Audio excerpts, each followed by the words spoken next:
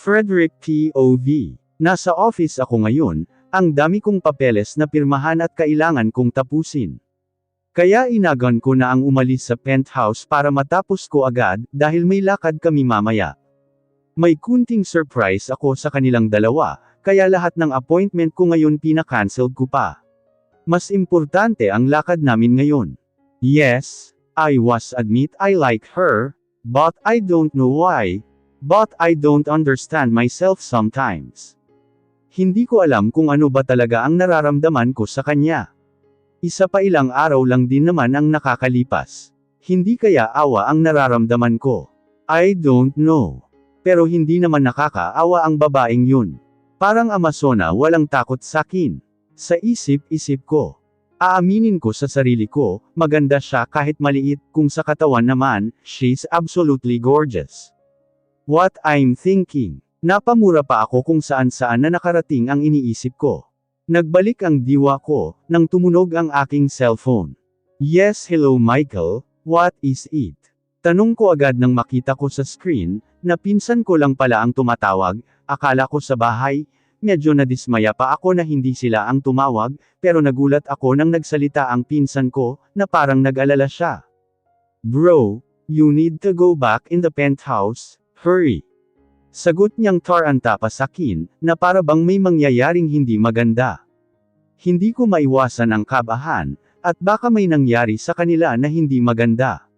Isa pa sa ganitong oras dapat tumawag na sila sakin, kaya naman dali-dali akong lumabas sa office ko, habang kausap ko ang aking pinsan sa cellphone. What happened bro? Tell me. Hindi ko maiwasan ang hindi kabahan, kahit mag-isip ng matino hindi na rin nag-sync sa utak ko. Kaya tinawag ko na ang isa sa driver ng cart papunta sa penthouse ko, lalo at nawala na si Michael sa kabilang linya. Marami pang nagtaka kung bakit mukha na akong aligaga sa itsura ko, pero binaliwala ko na lang, ang mahalaga makarating ako agad. Pagdating ko sa pintuan may narinig akong sigawan. Kaya naman binuksan ko na agad ang pinto, at nagulat pa ako sa nadatnan ko, nang nakasalampak ang babaeng kanina ko lang iniisip. Nakaramdam ako ng matinding galit sa aking nakita, lalo na si CJ ay umiiyak na. What's going on here? Sigaw ko sa kanila, at nakita ko naman ang takot sa mga mata nila, lalo na ang isang babaeng kilala ko, for all these years. Nagpakita siya. Adeline POV. Isang babaeng sophisticated ang itsura, at mataas ang kilay na nakatingin sakin. At bigla akong kinabahan dahil may kasama siyang dalawang nakakatakot na lalaki sa likuran niya. Nakabarong pa ang dalawa, at akala mo papunta sa lami sa mga itsura. Napangiwi pa ako sa naisip ko, kahit medyo kinabahan ako, lalo at dalawa lang kami ni CJ sa loob. Pati si CJ natakot pa, dahil sumiksik siya sa likod ko, pagtingin ko ulit sa babae, mas lalo pa siyang napataas ang kilay sakin. Kaya naman, tinanong ko ang babae, kung ano ang kailangan nila, dahil mukha naman nagkakamali sila ng pinuntahan, dahil hindi naman ta hotel, baka mag-check-in sila at naligaw lang. Excuse me ma'am, pero nagkamali yata kayo ng pinuntahan, hindi po dito ang hotel. Magalang kong bulalas sa kanya, pero ang mall dito ay tinawanan pa ako ng parang nakakainsulto, tapos eto na naman mataas na ang kilay, kaya naman tinaasan ko rin siya ha, anong akala niya sakin, siya lang ang marunong. Pero mukhang hindi niya nagustuhan ang ginawa ko. Do you know who I am? Medyo pasigapan niyang tanong. Kaya naman sinagot ko rin siya, kailangan ba niya ako sigawan sa harap pa talaga ng bata? Ma'am, wag naman kayo sumigaw, may bata po, isa pa po magtatanong po ba ako kung kilala ko po kayo? Sarcastic ko din na sagot sa kanya, napatawa pa ang dalawa niyang bodyguard sa likod niya. Oz, are you sure na hindi mo ako kilala? Hindi ko akalain na kukuha pala ng isang basura lang si Fred. Sagot sakin at nakakainsulto ha, as in basura ha sigaw ko sa loob-loob ko, pero pagsulyap ko sa mga kasama niya, nakangisi na at nakakatakot. Kinabahan man ako, pero hindi ako nagpahalata. Ngunit pansin ko si CJ ayun biglang nawala ewan ko kung nasaan. Dahil parang may pinindot siya, dahil may narinig akong tunog. At hindi ko napaghandaan ang ginawa ng babae sakin, dahil sa pagkabigla ko. Get out of my way witch. Waksi niya sa kamay ko, kaya naman sa pagkabigla ko nakapasok siya sa loob ng bahay. At tumakbo si CJ na pumunta sa akin at umiiyak na, parang takot na takot sa babaeng nasa loob na ngayon ng penthouse. At buti naman at dumating si Sir Michael, na parang hingal na hingal pa, at ayon sa obserbasyon ko may kung anong gulat sa kanyang mga mata, nang nakita niya ang babaeng nasa harap namin ni CJ. "Olivia, what are you doing here?" Halatang gulat na tanong niya sa babae, at tinawanan lang naman siya ng babae, na nagngangalang Olivia nang may nakakainsulto. Bakit ba ganyan siya? Kahit kay Sir Michael parang hindi takot, kausap ko sa aking sarili. Really? What I am doing here, Michael? Talaga ba? You're asking me what I am doing here. Sigaw niya kay Sir Michael, yung mga alipors naman ng babae nakatayo lang, na akala mo nanunood lang ng movie. Hindi ba nila pwede awatin ang amo nila, na parang baliw na kausap ko sarili ko. Samantalang si CJ umiiyak na hindi ko alam kung bakit, kaya naman yakapin ko siya dapat, pero bigla na lang hinablat siya ng babae. Nagulat pa ako sa ginawa ng babae kay CJ. "No, I don't like you," sigaw ni CJ sa kanya, at parang nagulat naman ang babae sa sinabi ni CJ sa babae.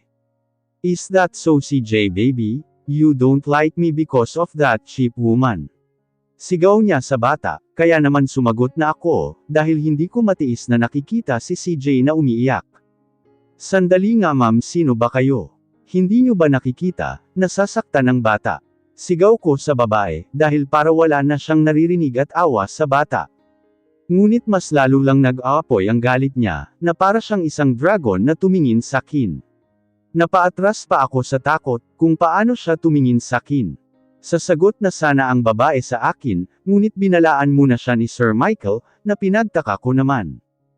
"Olivia, don't hurt her. I swear, you might regret it." Pagbabala pa ni Sir Michael sa babae, kaya ang babae naman mas lalo tuloy nagbabaga ang tingin niya sa akin, na kung nakakamatay siguro ang mga titig niya, baka malamang kanina pa ako nakabulagta. Ngunit ang hindi ko lang napaghandaan, ay ang pagsugod niya sa akin, at bigla na lang akong sinampal ng napakalakas. Dahilan para mapasalampak pa ako sa floor, dahil nawalan ako ng balanse sa katawan sa pagkabigla ko. Hindi ko alam kung ano ba ang hahawakan ko, ang balakang ko ba o ang pisngi ko na sobrang sakit na pagkasampal. Nakita ko naman si Sir Michael na galit kung tumingin sa babae, samantalang si CJ ayon mas lalo nang napalakas ang iyak. Tatayo na sana ako, at nang sugurin ko rin ang impakta na siya naman ang pagpasok ng isang lalaki, na nag-aapoy na din sa galit ang kanyang mga mata. Lalo na nung tumingin kay CJ at sa gawi ko. Hindi ko alam kung galit ba sa akin, dahil ba hinayaan ko ang anak niyang umiiyak. Hindi ba nga ako ay sinampal ng babae? Ni hindi ko nga kilala. Pero nabigla na lang ako nang sumigaw si Arroganta, nagdagandong pa sa loob ng bahay. "What's going on here?" Nagdagandong niyang sigaw, at nag-aapoy ng galit sa kanyang mga mata, samantalang ang babae kanina, na akala mo kakain ng tao, parang tuta na biglang natakot, si CJ naman tumakbo papunta sa akin na umiiyak, sabay haplos sa mukha kong sinampal ng molditang babae. "Mine, I'm sorry I cannot protect you from that monster." Turo pa niya sa babae habang humikikbi, kaya naman na-touch ako sa bata. Grabe ha, buti pa yung bata gusto akong protektahan, samantalang ang ama ako pa ata ang sinisi sa nangyari, pag-judge ko sa arroganting ta. Kaya naman kahit wala pa siyang ginagawa o sinabi, sinamon ko siya ng tingin. Eto ang kauna-unahan sinampal ako ng babae, nang hindi ko alam ang dahilan. Kaya masama ang loob ko sa kanya. Kainis siya. Ngunit nagising lang ang diwa ko, nang may sumigaw na babae. At walang iba kundi si Moldita. "Let me go, Frederick, nasasaktan ako." Sigaw ng babae kay Arroganti, pero si Arroganti mas lalo pang humigpit ang hawak ni Arroganti sa braso ng babae, na akala mo parang gusto lapain, dahil sa higpit na hawak niya sa babae. Samantalang si CJ eto siya nakasalampak na sakin at nakayakap. "Michael, ikaw na ang bahala sa dalawang yan." Galit niyang utos kay Michael, ang sinasabi niyang dalawa, ay ang mga alipors kanina ng babae, na ngayon bigla na lang natakot na kanina lang akala mo kakainin ka ng buhay. "Yes bro, and I'm sorry," malumanay naman na sagot ni Sir Michael kay Arroganti, Nagtaka man ako dahil bakit siya nagsorry kay Arroganti. Hindi ba dapat magpasalamat pa si Arroganti kay Sir Michael? Kasi kung hindi dahil sa kanya, baka hindi ko na alam kung ano na ang nangyari sa amin ni CJ. Hindi ko na malaya na wala na pala sila sa harapan namin, at itong batang kasama ko naman hinahaplos ang nasample na mukha ko, na may pag-alala sa kanyang mukha. Napangiti pa ako, dahil kahit bata palang ramdam ko na concern talaga sa akin. Baby tama na, hindi naman masakit tignan mo parang kagat lang ng langgam. Nakangiti ko pang sabi sa kanya sabay kurot sa pisngi ko, para mapaniwala siya, pero masakit nga kasi napangiwi pa ako, sira ka din Adeline. Pagalit ko pa sa sarili ko. Pero para sa bata lang gagawin ko kausap ko na naman sarili ko. You sure mine? Malambing niyang sagot sakin, na parang napaniwala ko naman siya. Oo naman no, naku sisiw lang kayata. Sa susunod kapag nagkita kami ng babaeng yun ingudngud ko siya sa pader. Gigil ko pang sagot sa kanya, kaya naman yung humikikbi kanina lang eto na at humadjikik na. Kaya naman napatawa na din ako, yan ang nadatna na eksena ni Mr. Arrogant sa amin dalawa ni CJ. At tumigil naman ako sa pagtawa, at si CJ tumakbo sa ama niya, at niyakap pagkasara sa pinto. Pero si Mr. Arrogant eto nakatitig lang sakin, at ang puso ko naman hindi ko alam kung bakit na naman kumakabog ng malakas. At nilampasan lang ako, nadismaya pa ako nang nilagpasan lang ako, pero may binulong pa kay CJ at ang bata nakangiti pa, at tumangutango pa sa kanyang ama. Pero ako nakasimangot na, bahala ka sa buhay mo. Sigaw ko sa isip-isip ko. Sustay, anong gusto mo i-comfort ka? Sagot naman ng kabilang isipan ko, kaya naman nenas ako lalo. Pero nagulat na lang ako sa paggalaw ng couch pagharap ko. OMG! Ang puso ko, biglang kumabog ng pagkalakas-lakas. Hindi maawat-awat ang lakas ng tibok ng aking puso, lalo at tumabi pa si Mr. Arrogant at may bitbit na ice pack. Hindi siya nagsasalita, pero ang mga titig niya ramdam ko talagang may pag-alala siya, habang si CJ naman pinapanood kami, na akala mo maganda ang palabas, kasi naman nakapangalumbaba pa ang bata, kaya eto ako hindi maiwasan ang mapabungisngi sa itsura niya, at ang kasama namin na Arroganti, eto napakunot noon na naman sakin. Sungit talaga bulong ko, kaya naman kukunin ko na sana ang ice pack sa kanya, nang pigilan niya ang aking kamay. Napaigtad pa ako dahil nahawakan niya, at parang balta-baltaheng kuryente pa akong naramdaman sa pagdikit ng aming balat, kaya naman binawi ko pa agad ang aking kamay. At ayun nga naman mas lalo, tuloy siyang napakunot ng mukha niya. At tumitig na naman sa akin. At nagsalita pa ang makong ng nakakainsulto na naman. Let me do it, you're weak. Sabi pa niya sakin, mahina lang pero maliwanag pa sa sinag ng sumisilip na araw dito sa may bintana ang narinig ko. Kaya naman bubulyawan ko na sana siya, kaso naisip ko andito si CJ. Hoy arroganti ka, hindi ako weak. Kung hindi ka lang dumating di sana naingudngud ko yun sa pader. Sigaw kong mahina sa kanya, kaso wrong move ako mga tay, yung lolo nyo kanina pa napapalunok, ewan ko ba kung gutom o ano. Kasi naman kunting dangkal na lang maglalapat na ang labi namin, dahil ba naman sa lapit niya, tapos nakadikit pa ang ice pack na hawak niya, na idinikit sa pisngi ko, kaya pati ako napalunok na rin. Don't talk or else. Ito na naman siya, may pabitin-bitin pa siyang nalalaman, at may sakit ata ang makong dahil paos ang boses niya. Kaya naman tinaasan ko siya ng kilay, at ganun pa rin ang lapit namin sa isa't isa. Kaya lang ang bibig ko hindi marunong makinig, kaya eto na naman babuka na naman. At hindi ko pinansin ang pagbabante niya sa akin. Anong don't? Hindi ko na naituloy ang sasabihin ko, kasi ang lolo niyo hinalikan na ako. Kaya sa pagkabigla ko napatulala pa ako, hindi ko alam kung ano ang gagawin ko, yung kabog ng puso ko mas lalo nang nagrambulan sa kaloob-looban ko. Ito ba ang tinatawag na first kiss? Sigaw ko sa hangin. Nagbalik lang ang diwa ko nang sumigaw si CJ. Me too mine. Kiss me too. Pati ang humulik sa akin na tauhan. Kaya naman nung nabitawan na ako ni Arroganti. Dahil sa gulat at taranta ako'y napatakbo na sa taas at nagkulong. Kahit pa tinatawag ako ni CJ. Kaya naman ito ako ngayon parang sirang plaka, na paulit-ulit na nag-e-echo sa aking isip ang halik ng damuho na yun. Napahawak pa ako sa aking mukha, dahil pakiramdam ko namamaga na sa sobrang pula. Palakad-lakad lang ako sa loob ng kwarto, at kung hindi naman dinidikit ko ang tainga ko sa tapat ng pinto, kung papasok sila o hindi, para akong temang sa ginagawa ko. Sustay, kanina kilig na kilig ka. Sigaw ng kabila kong utak, baka bitin. Sagot naman sa kabila, tumigil kayong dalawa dyan. Saway ko din pero sarili ko din pala kaaway ko, nabaliw na yata ako, talaga. Maktol ko pa. Pero may mga yabag na akong narinig, kaya naman dali-dali akong pumunta sa bed, at nagtalukbong magkunwari na lang akong matulog, tama-tama yun nga pagsang-ayon ko sa naisip ko, kaya naman siya nga ang ginawa ko. At binuksan na nga nila ang pinto. Buddy, I think she's asleep. Boses ni Arroganti kaya naman nagkunwari din ako na humilik. Daddy I'm not sure. Si CJ na para bang ayaw pa maniwala, kaya naman kinausap ko siya sa hangin, na akala mo maririnig ako. Sige na CJ sakyan mo na ang tatay mo, umalis na kayo muna please. Kahit ngayon lang, kausap ko sa hangin na akala mo naman maririnig ako, ngunit hindi ata umaayon ang lahat sa akin, dahil ang damuho mukhang naniwala sa anak niya. Let's check Buddy, if she's really asleep. Sagot ng magaling niyang ama. At tuwang-tuwa naman ang bata. Yehey, okay daddy. Tuwang-tuwa si CJ sa sinabi ng kanyang ama. Pero ako panindigan ko na ang magtulog-tulugan, bahala sila sa buhay nila. Naramdaman ko na tinanggal nila ang kumot ko, pero nakiramdam ako kung ano susunod na gagawin nila, naghintay pa ako ng sandali, wala naman silang ginawa sakin. Pero nagulat na lang ako at nagsalita si Damuho, na para bang may inutos sa kanyang anak. Buddy, do you know what you do now?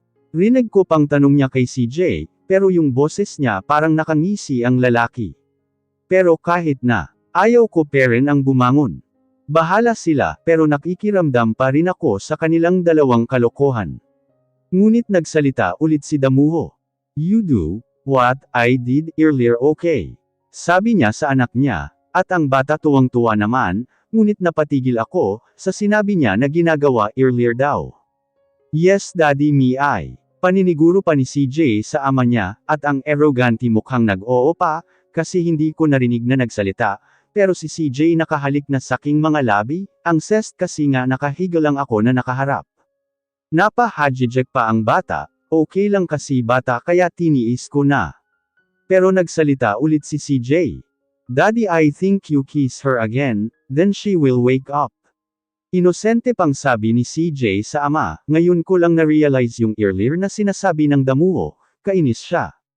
You think so buddy? Sagot naman ng Arroganti na lalaking ka, na alam ko nakangisi na naman siya sa itsura niya, dahil kung hindi ngisi kunot naman ng noo, kaya naman bago pa ako mapagsamantalahan ng mag-ama, iminulat ko na ang aking mga mata, at sinamaan ko siya ng tingin, puwera kay CJ syempre. Pero ang Damuho napatawa pa. Kaya naman hindi ko inaasahan na marunong palang tumawa si Mr. CEO, at natulala ako sa kanya. Nagbalik lang ang diwa ko nang nagsalita siya. So, you're awake. Nakangiti pa niyang sabi sakin, kaya mas lalo pa ako hindi makapagsalita kanina tumawa, ngayon ngiti. Napakurap-kurap pa ako sa nakita ko. Dahil hindi ako makapaniwala. Buddy I think your mind was dreaming, rinig ko pang sabi niya sa anak habang natatawa, hindi kaya totoong nanaginip ako sigaw ko sa utak ko. Kaya naman kinurot ko pa ang mukha ko at nasaktan pa ako, kasi napa-array pa ako. Ngunit nabasa ata niya kung ano ang nasa utak ko. You're not dreaming honey, get up. May pupuntahan pa tayo, we're getting late. Sabi niya sakin, at napabalikwas pa ako. Pero tinignan ko siya ulit dahil parang may ginamit na naman siyang endearment, dahil mukhang pati pandinig ko nag-iiba na rin, ngunit nakatitig lang naman sakin, kaya naman tinanong ko siya. Oo nga pala may lakad pala kami ngayon dapat. Saan tayo pupunta sir? Tanong ko sa kanya, kung pwede lang maiwan na ako dito, kasi mapula-pula pa ang mukha ko, nakakahiya naman kung makita nila na ganito ang itsura ko no. Basta sumama ka na lang, mamaya nyo na lang malaman ni CJ, so let's go. Utos pa niya sa amin, total nakabihis naman na kami. Kaya naman tumayo na ako, pati si CJ napatayo na rin, kasi naman tong batang to kung nasaan ako doon din siya, kahit kailan talaga ang batang ta. Napailing na lang ako. Paglabas namin sa penthouse nakaabang na ang isang Ferrari na F12 na kulay red. Nagtaka pa ako, hindi naman kasi ito ang ginamit namin noon last week na umalis kami. Isa yung Mercedes-Benz, alam ko din ng mga pangalan ng sasakyan, kasi minsan nagbabasa din ako ng magazine, lalo at wala naman akong ginagawa. Kaya nagtaka ako nung buksan niya at pinasok si CJ sa passenger seat. Nanunood lang ako sa kanilang dalawa, hanggang sa nagsalita siya, at tinawag ako. Get in honey. Tawag na naman niya sakin, tinignan ko pa siya ulit, dahil yung endearment na naman na gamit niya sakin. Pero baka guni-guni ko lang yun, kaya naman bago pa ako sigawan, pumunta na ako sa tabi ni CJ, ngunit nagsalita ang damuho. If I am not mistaken, I'm not your driver, right? Sabi ko na nga ba eh. Ito na naman siya mga ating. Seryoso na naman ang mukha pati boses. Kaya naman humarap ako sa kanya at tumango bilang sagot, dahil ang dila ko parang umurong. Ayaw din magsalita parang may isip ganern. Then, sit at the front. May pa-final pa niyang sabi sakin eh. Magtatanong pa sana ako, kaso pumasok na sabay busina, kaya naman napatalon pa ako sa gulat. Kahit kailan talaga arrogante siya. Pumasok na din ako, tingnan mo tong arrogante na ta. Kaya hindi ako naniniwala na honey ang tawag niya sakin eh. Mukhang nag-dreaming yata ako. Pagpasok ko sa loob ng kotse, umupo na ako ng maayos, at tinignan si CJ mula sa likod, mukhang maayos naman siya doon, kaya naman kinausap ko ang bata. Kahit nasa likod ko siya. Baby okay ka lang dyan? Tanong ko sa bata, tumango lang naman at ngumiti sabay thumbs up pa sa kamay niya. Kaya nagtataka na naman ako, kasi hindi mo mapapaupo sa likod kapag hindi ako kasama, maliban kung inuto na ulit ang kanyang ama. Sabay sulyap sa aking katabi, na wala naman pakialam sa nararamdaman ko, pero nagulat na lang ako sa click na narinig ko, ayun pala nilagyan lang ako ng seatbelt, akala ko kanina na ilagay ko na. At yun na naman ang kabog ng dibdib ko. Hahalikan na naman ba ako, sigaw ko sa utak ko, kaya naman napapikit pa ako, pero andar na ang kotse, wala naman akong naramdaman. Kaya minulat ko na ang aking mga mata. Dismaya ka kasi hindi ka hinalikan. Sigaw ng bahagi na naman ng isang utak ko, kaya naman binaliwala ko na lang. Dahil baka kung ano-ano na naman ang tumakbo sa utak ko nang hindi namamalayan. Matagal-tagal na din kami sa biyahe.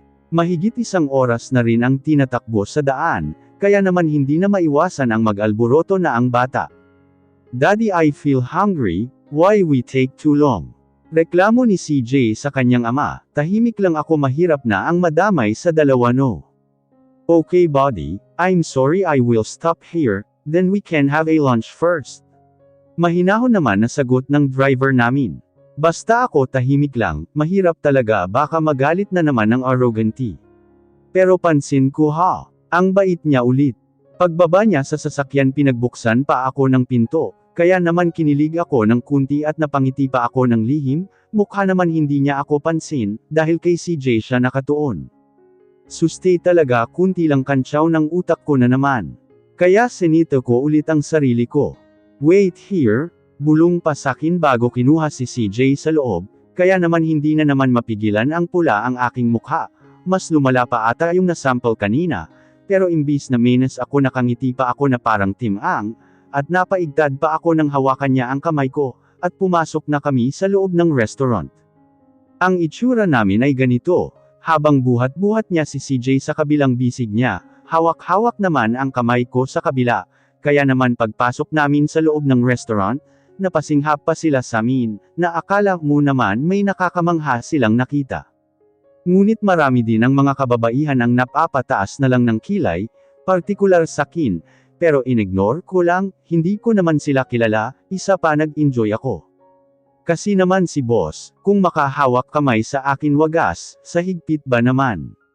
Sus, gustong-gusto mo naman. Sigaw na naman ng atrebido kong utak.